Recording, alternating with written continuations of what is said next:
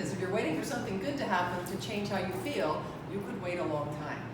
How many of you made a New Year's resolution? Raise your hands.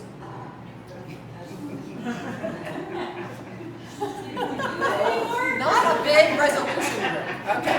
All the people who live in America are still making resolutions. You gotta move here to not give a crap, right?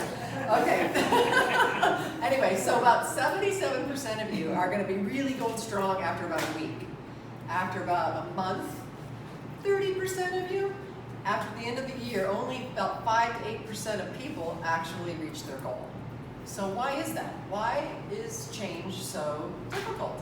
Why, even though we have this conscious intention, the best intention, we're highly motivated, why can't we do it? Well, it's because we have two minds. And you have to know how to get into where the real control center is to actually make these changes so that they're familiar and comfortable for us to make. Because they're usually based on safety and survival, and that's why we won't change. So, for example, if you set a goal to lose weight, you've probably all had this experience where as soon as you're on a diet, you're far hungrier than you ever were before the diet, right? You eat more when you're on the diet. And that's because if you grew up in a home where food equals love, comfort, reward, well then your subconscious mind hears threat. You know, threat. We can all live without a donut, but we can't live without love or comfort. And that's what the mind that controls things is going right to. So it actually goes into almost like a threat or a fight or flight mode. So don't leave your goals to chance. You have to know how to get down there to change at the level of mind where the problem exists. And so today we're going to learn two techniques, EFT, Emotional Freedom Technique, and Heart Coherence Breathing, both of which help you access where the problem exists. So we're going to make sure that you learn what the difference between the conscious and the subconscious mind. Okay, those are the two different minds that we have. And most people believe that they are making decisions from their conscious mind. I don't know, can you guys read that? Can't read it, really. Okay, I'll just have to talk more. Okay. I can read it. Okay. Most people think that it is the conscious mind that we're making decisions from. Here, I have another little picture. Okay, so we've all seen the iceberg, right? Okay, well that's 5% of our rational reasoning conscious mind that we think we're making decisions from. But it's actually this 95% of the thoughts, feelings, beliefs, perceptions, and therefore actions are happening and being motivated at the level of the subconscious mind. So we have to figure out how to get down there. You've all probably heard of something called positive thinking. Well, you're trying to get this 5% to move this 95%, so it's not going to happen. So you have to figure out how do you get below the waterline. That's what we're gonna learn today. So these are all, the unconscious is all mostly loaded from the first 6 years of life. Of course, we continue to get programmed after that. But the first 6 years, our brain waves are in a state of hypnosis, so things are just downloaded without any critical thought or any kind of a filter. And that's why I believe that that's sort of the source of why most people have a sense of I'm not good enough or I'm not okay, because when we're little, if something bad happens, we think we were bad. There's something wrong with us.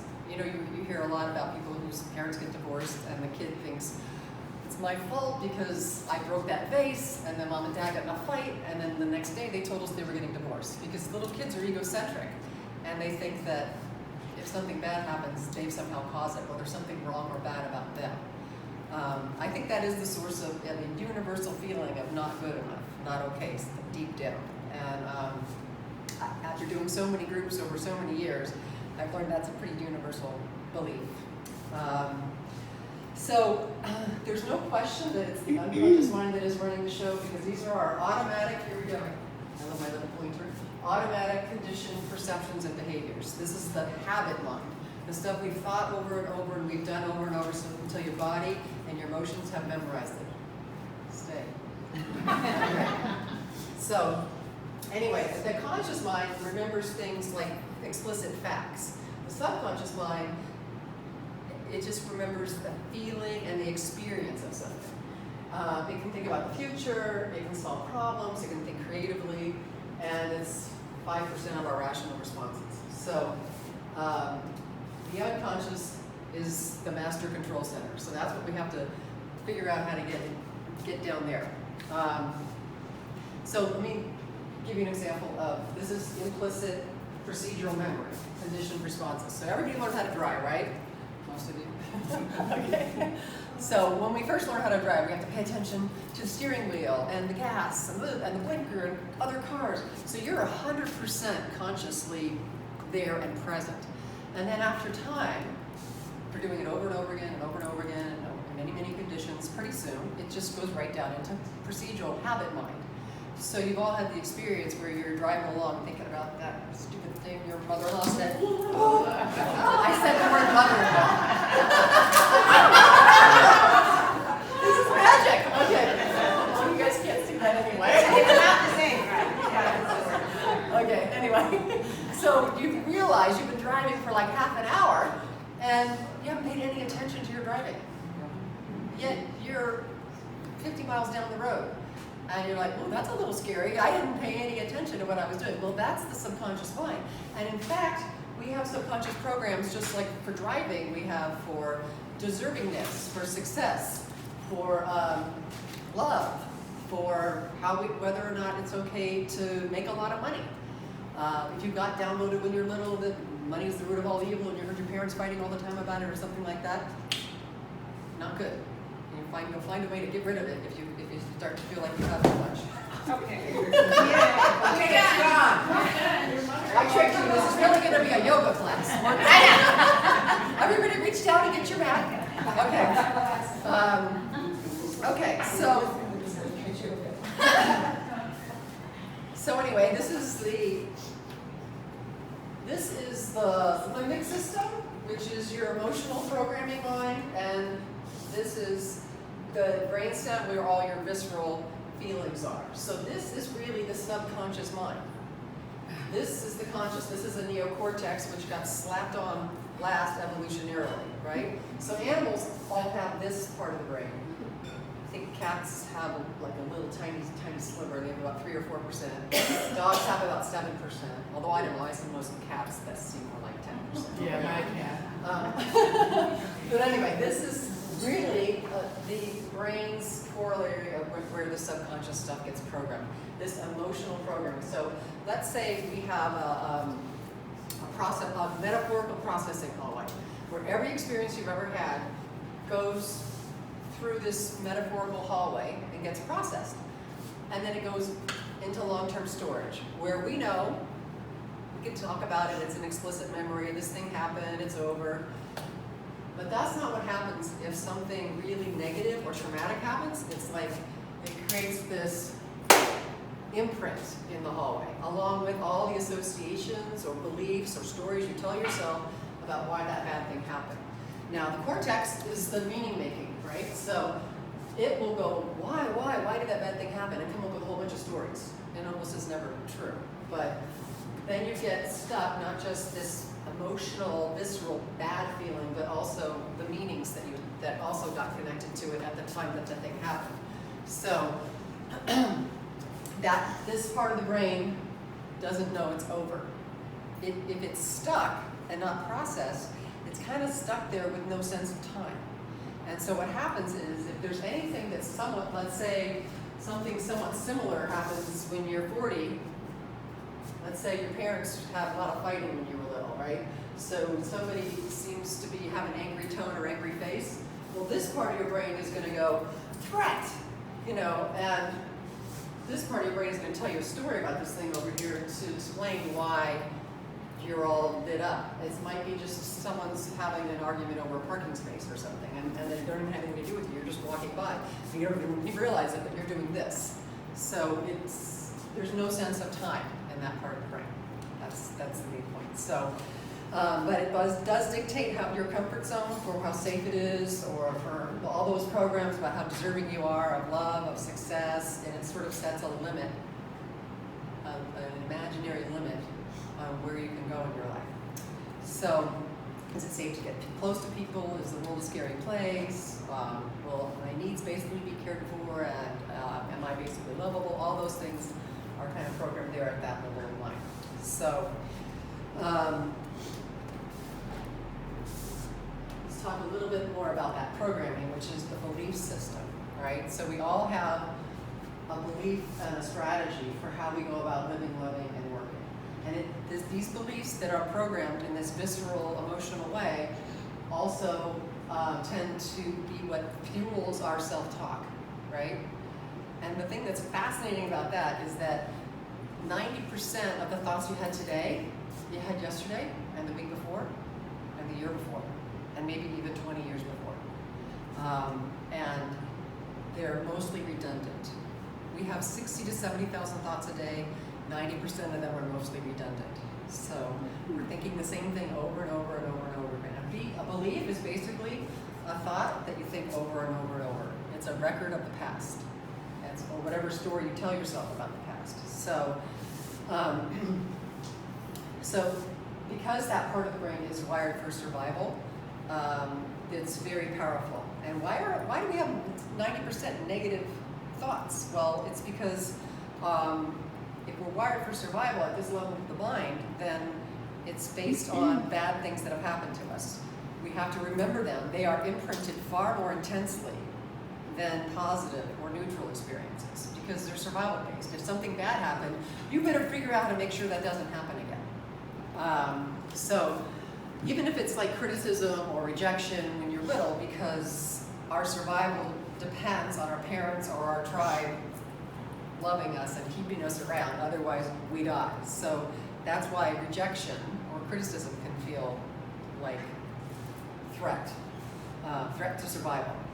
So what's the result of that? Well, most positive and neutral experiences are just mostly forgotten. While we relive and replay maybe our 10 worst days or worst experiences over and over again. And here's the shocking data. Research shows that 50% of what we recall from the past and from our memories is wrong. So we're all little story editors, and every time we pull a memory back up again to tell about that horrible thing that my ex-husband did, well then we're editing things, we're deleting things to match the belief. So memories are often more fiction than fact, even though it feels so true, right? So our minds can't really tell the difference then between a real or an imagined experience. So, because your body and your emotional mind have memorized this over and over again, because you are repeating over and over these redundant thoughts. So why not, it makes sense that we're all kind of stuck in a bad trance, if you think of it that way, right? Or a bad movie, or a bad story. And if your mind can't tell the difference between a real or imagined experience, then what we're going to learn today is imagine some really good ones. And then you can program that over and over and over and over, right? We can't really, help the thoughts we have, right? Like last night, I wasn't sitting there thinking about the thoughts I was going to wake up with, right? We wake up, and for a second, we're a blank slate. And then we start to remember our troubles and our problems and what's wrong with us. And then we start thinking those thoughts all over again. So morning is a good time to reprogram. And so is before you're going to sleep, because you're in a little bit of an altered state. And you're going to find that's one of the secret key ingredients to how you're going to get down to the level of mind that you need to get to. So it's all about belief, meaning, and brainwaves. So by the time you're 35, normally these things are hardwired. You're going to have those same thoughts and those same beliefs and play that same movie. Like I know a guy who was born with no arms and no legs, and he has a beautiful wife and 2 kids, healthy kids, and he travels all over the world as a highly sought after motivational speaker. And I know another guy who lost part of his foot in the war, and he believes he's not whole, and nobody would ever love him, and he isolates and feels sorry for himself. So if you are stuck in a bad trance or a bad movie, then don't wait for something good to happen. You can start to change that now. So you just change your story. You can't change the past or the way you remember it, but you can change the way you represent it in your mind. And that's what we're going to work on today. So I don't know if any of you have heard about this, but we actually have something called a happiness set point. Have you guys heard of this? So basically, within about a year of something really good happening, like winning the lottery. How many of you think if I won the lottery, I'd be happy forever? Yeah! Or something really bad happening, like becoming a paraplegic in a horrible accident. You would think, oh, well then I might be miserable forever. Well, in fact, research shows us that after about a year, that lottery winner and the paraplegic are right back to the same level of happiness that they were before the really good thing or the really bad thing happened. And that's because of this programming that I was just talking to you guys about. So we all have a chance to like intervene here in this 90% self-talk that's negative and redundant. Once you become aware of what those thoughts are with your conscious mind, there we go, we can use the 5% that way. Then we can set an intention to intervene when we start to hear those thoughts, when it goes back on that hamster wheel and starts to go. So it makes sense, right? If your future will often look just like the past, if you are thinking the same thoughts, they are going to lead to the same choices, and the same choices will lead to the same behaviors, and the same behaviors will lead to the same experiences, and the same experiences will lead to the same emotional feelings. So we have a chance to make that conscious decision to intervene and change all that programming. So, oh, I'm not there yet. Okay. So you guys all know what the placebo effect is, what a placebo is? Well, they've done some really amazing medical studies, right? And one of the ones that I thought was really cool was they took 3 groups. There was a doctor who believed he had mastered how to fix knees, and he had 2 procedures. One was flushing and one was scraping the cartilage from the knee, and he just wanted to see which one was really more effective. So he had to have any study be scientific, you got to have a control group, right? So the 3rd group, so we had those 2 groups, then he had the 3rd group, which they had a fake surgery. I don't know how ethical this was, but they cut 3 incisions. They put them under, like you're having the surgery, 3 incisions in the knee, all of them went through the same experience. When they came out, the doctor was convinced that it was going to be the flushing or the scraping, one of those was going to be the best. All 3 groups had the same benefit. So these people that couldn't walk, came in with walkers and canes, we're all playing basketball and running around at the end of the surgery. All 3 groups, even the ones with the fake surgery. I mean, this is how powerful our minds are. Isn't that amazing? So you are the placebo. Your brains, your minds are the placebo. Sugar pills reduce symptoms about 50% of the time. That's why pharmaceuticals only have to work 51% of the time to get approved. I mean, just change your brain and you don't have to have all those side effects. Which takes us to the other side of the coin, which is the nocebo. So the nocebo is a belief in a negative expectation. It's the opposite of the belief in the positive expectation. So people who believed that heart disease was deadly were 4 times more likely to die from it than the people who had the same exact risk factors: age, weight, blood pressure, all those same things. And there was I was really struck by a story on Discovery Channel. There was a man who had been diagnosed with esophagus cancer, and all the medical doctors had agreed and confirmed this guy he was told he had about a month to live, that he was in a terminal esophageal cancer.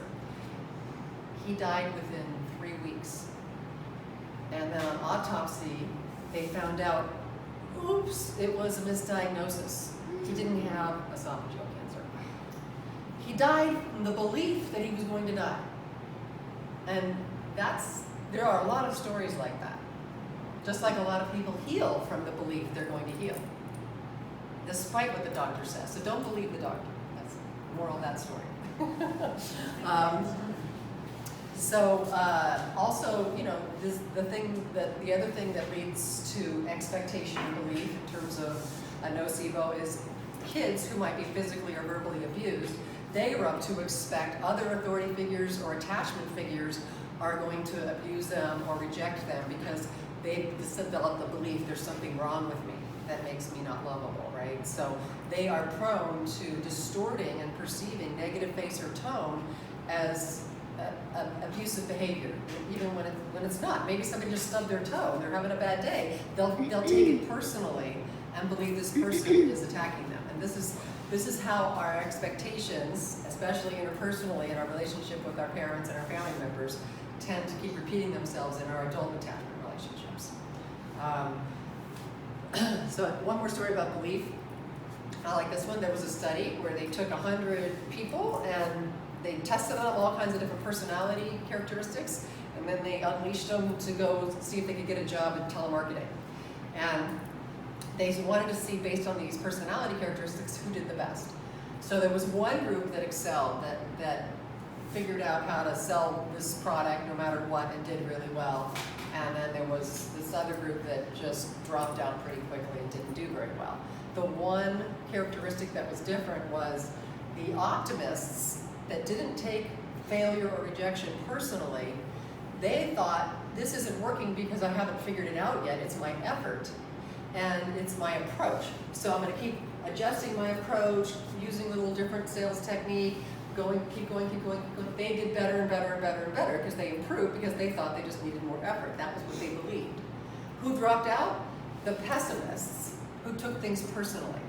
So when they got that no on that sales car, they were like, I suck at this. I'm not good at this. I'm not going to do this anymore. Or I don't know what I'm doing. So they took it personally, and they just made a decision that they're not good at this, and they quit and gave up much more easily. This is really my belief that if you believe in effort, you will have amazing persistence in life. And that's really the people who are most successful, is the persistence. And what gives you persistence? It's the belief that it's not personal and it's about effort. So I think that's actually the key to success in life, right? You just don't give up. You just keep figuring out and adjusting and trying something else. But you can't do that if you just believe you're bad or you're stupid or you're not good enough. You can't, or people don't like you. If you believe those things, you're going to give up too easily, and you won't get there. So I want to talk a little bit more about. Hold on, I'm having a technical difficulty. I want to talk a little bit more about that primitive part of the brain, the survival brain.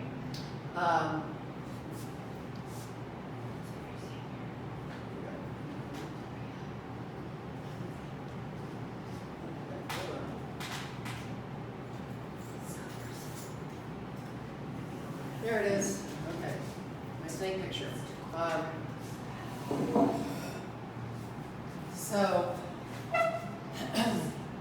the amygdala is the part of the brain that tells you when to feel threatened based on past experience. Okay, so basically, you take in information through your five senses. You see snake. You don't have time for whole brain processing about what the situation is. This part, the thalamus, is going to tell you, okay, this is important, this is bad. And the amygdala is going to go, this is a threat, this is life-threatening. It's going to hijack your brain, and it's only going to want to tell you to do three things: fight, run, or hide. So when it's survival-based, we don't stop and ponder, right? You're gonna fight, run, or hide. So there's this hijacking that occurs, and then the rest of this is the brain, the cortex is kind of offline to you because you're in survival mode at that point. So, and then this part of the brain afterward is going to tell you what to think or believe, make up a story about why that bad thing happened. So if, let's say, animals have this, like we do, right? They don't have the cortex. So let's say zebra's being chased by a lion, okay? And zebra gets away and zebra's safe, finally, outruns the lion. Well, what's going to happen after lion is gone and zebra's there? It takes about 15 minutes to half an hour for zebra's fight or flight system to just shut down. They kind of shake and they let it go, and then they're fine. The only reason that they would be going, lion, is if there was one right in front of them, right? But not us humans. Right? We're going to start thinking about that bad thing that happened. So zebra's not going to go, why did that happen? Why did that lion chase me? There were other zebras hanging around. Am I a bad zebra? Are my stripes ugly? Am I not a good enough zebra? Why did this yesterday. I got greedy, and God is punishing me. Zebra's not thinking any of those things. Zebra's not thinking they're all going to look at me differently now because I'm the only one that got chased. I'm a dirty zebra. I'm a tainted zebra. I don't belong with the other zebras anymore. So, and zebra's also not going to worry about the future. Zebra's not going to stay up all night wondering if the lion's coming back with some friends. Like, zebra's not going, that was bad. But it could be worse. It might get even worse. I better stay up all night and worry about how much worse it could get. So that's what us humans do, because we have this cortex that makes us ask, why did that happen? Why did that bad thing happen? And then we have to come up with a story. And we have to come up with our little movie that we play, and the stuff that we make up about why that happened. So we are the only creatures that go into fight or flight just from having a scary thought or a bad meaning. So, and just like that poor little zebra, believing that you don't belong or you're alone in the world is actually probably the number one thing that signals threat to us humans, probably especially now in the world. Mother Teresa said that loneliness and isolation was the disease of our time, not smallpox. So we all need to feel we are part of a tribe, we are all part of a community, and that we belong and we are connected to other human beings. So, and one of the things we all have in common is suffering. So none of us really get through life without trauma, without loss, without pain and suffering. We might see each other, on Facebook or at a cocktail party, and everybody looks perfect and happy. But if you just scratch the surface, we all have in common some kind of trauma or loss or hardship or suffering. I worked with some of wealthy celebrities, famous people who appear to have it all, and in real life, no, they have even more insecurities and more negative programming, and that's why they had to become larger than life to compensate for that.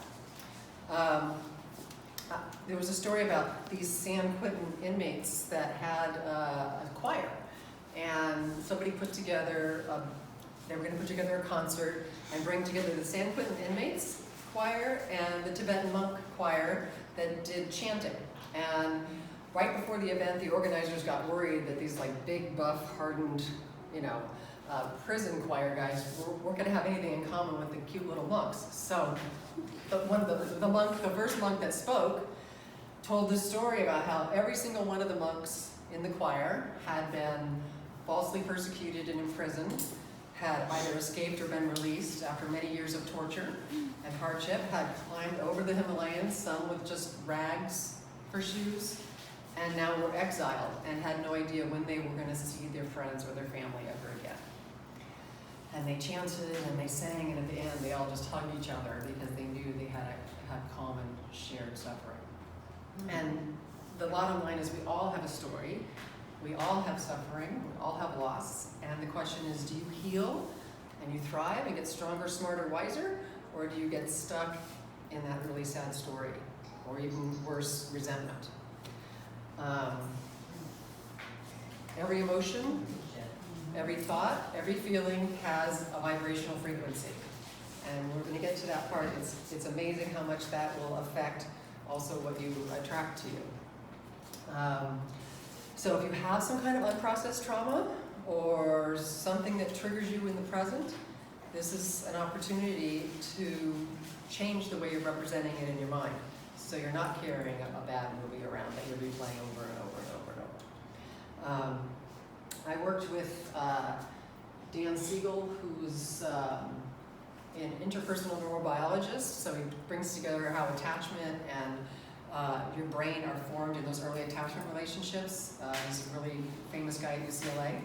And he taught me the brain puppet, which is, I think it's a helpful way for all of you to remember how to catch yourself when you're triggered, because you have to be conscious. Use your 5% conscious mind to know when to stop yourself and recognize you're in an old program, right? So everybody put your hand up. This part of is the brainstem. The thumb would be the limbic system, what I showed you, so cross that over there. That's your emotional brain, right, where all this programming is. Wrapped around that is the cortex, so that's where your conscious thinking mind is, and where you're able to reason, be reasonable, rational, right, and have some good emotional intelligence for how you might handle something from a more adult, whole brain kind of process. And right here is the prefrontal cortex, and that also gives you the ability to then have compassion and empathy for others. What happens when we are hijacked, when we're triggered, like this guy? We flip our lid. This is offline. Your rational, conscious mind is offline. We are stuck in emotional reactivity. We are not responding, we're reacting. And we're reacting from the past, from some old movie. So you want to make sure that you recognize the symptoms, the signs of when you're triggered. Do not try to handle any kind of a problem when your lid is flipped.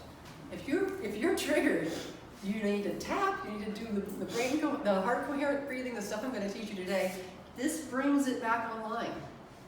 Then you can have whole brain processing and actually come from a higher level of consciousness with more empathy, with more understanding in how you handle and solve a problem. Do not go in with half your brain tied behind your back and think you're going to make something better. I think that was Einstein. He said, you can't solve the same problem with the same level of consciousness that caused the problem. So, I hope you will all remember your little brain puppet. And mostly so that you go, oh gosh, I'm flipped. I better take a moment and calm down. So this all translates. Oh dear, I keep having this thing happen.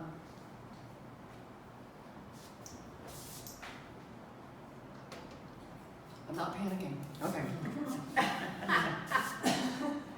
I'm staying calm, cool, and collected. Everything's working just fine. Okay, so we are either, based on everything I just shared with you guys, we are either going to be in safe and loved state of mind, or in fear, threat, danger state of mind. Lion. So if we're in fight or flight, threat, danger state of mind, that's not just when something bad happens. Or our thoughts, why did that happen and what's wrong with us, can keep us stuck in threat mode for years. Not just, I mean, the zebra's fine after half an hour. We're not, because we get flooded with all the stress hormones, cortisol, adrenaline, our gut shuts down, our immune functioning shuts down. Our blood rushes to our extremities so we can punch or run, because lion is the same as traffic or balancing my checkbook, right? So it's very rarely ever been like productive to punch and run when you're having when a policeman has pulled you over. But so a lot of the time we end up with our foot on the gas, with our butt, because this threat mode is telling you, do something to stop the bad thing from happening. That's why it's creating a negative emotion. It's mobilizing you to get away or to protect yourself. So we have lower EQ, emotional intelligence. We don't have whole brain processing when we're triggered like that. And worse, it affects your health, especially if you get stuck in it, because it's like having your foot on the gas and on the brake at the same time. You're all revved up with nowhere to go. Because most of us know not to punch or run from the cop, right? So we'll sit there, and everything's churning, and your limbs are all full of power, ready to do something, and you're just sitting there. So, and then it can go on back and go on for days. That cop pulled me over, why did that, and then it's just, the good news is, if we look over here for safe and loved, when you're feeling that way, you get balanced chemistry. You get a flood of happy, nice chemicals that your hormones and neurochemistry that create a healing environment in your body, okay? On a cellular, chemical, and energetic level. So you don't have to wait for something good to happen to feel this. You can think about some of those positive experiences, some of those times when you felt the most loved, and play those over and over again, so that you more and more live in this mode instead of the other mode. And here's some scientific evidence here. After 3 days, they took a bunch of people after 3 days, who practice this state of mind for 10 minutes a day. This is considered an elevated state. Compassion, love, forgiveness, patience, and gratitude. Gratitude and love are probably the highest vibrational frequency elevated states. So these are all the health benefits you get from just 3 days, 10 minutes a day. Improved IgA, which is the immunoglobulin, it's the primary defense system against viruses and bacteria. It's like your body's natural flu shot. That went up 50%. Gene expression, firing and wiring, more healthy genes were being expressed instead of degraded ones. Neurogenesis, you get more firing and wiring in your brain. You're learning and you're thriving because your brain is calm. Cellular repair and structure, the cells actually look healthier and better. And stem cells are activated. Free radicals were reduced, cancer cells were reduced, and inflammation was reduced. And they were to measure all of this medically after 3 days of people practicing these elevated states. And then, of course, it also corresponds with our brain waves and our heart rate. I'm going to get into that in a minute. But have you guys heard of Dr. Bruce Lipton? Because anybody who's done some tapping might have heard of him. He's a really well-known molecular biologist, and he took like little petri dishes of unhealthy cells, and he just changed he put them in an environment of a healthy person, and the unhealthy cells changed to healthy cells. So it's not genes, it's the environment. Genes are only determining I think only 1 or 2% to 2% of diseases are purely genetic.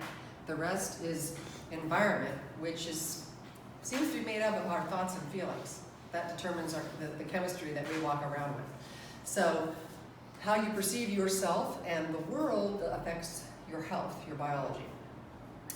So if you bathe your 50 trillion human cells in loving, peaceful, happy chemistry, you can support growth and immunity. And you create a very different environment than whatever your emotional programming had been dictating before.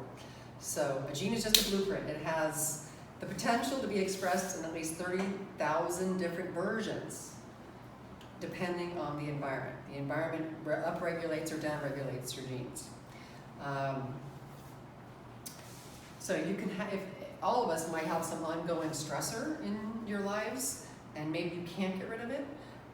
So it's the meaning you give it and the story you tell yourself about that ongoing stressor that will determine how much you actually suffer. Okay, here's the suffering person. Okay. So there's to sum it up. Stressful thoughts and feelings create stress hormones and stressful neurochemistry that creates sick cells and influences which genes get expressed. So every thought releases a flood of chemicals, causing neurons to fire together, wire together over and over again, and shape some of those unconscious, habitual, habit-mind responses. And the good news is that EFT tapping turns off the fight or flight response. It calms the amygdala down. So it's pretty phenomenal. It creates a relaxation response. It deactivates the amygdala. It changes brainwave activity, which is key. Changing your brainwave activity is the thing that gets you below the waterline so that you can get in there and reprogram. It also creates that cognitive shift in perception, because when your brainwaves calm down, you can see something differently. You remember things that you didn't think of, and you have a more balanced picture of the thing. And it balances serotonin and dopamine, which are implicated in addiction, depression, and anxiety. So let's look at this person's brain. You can't see it, but this is red and hot pink. These are brain waves. That's high beta waves. That's incoherent high beta waves.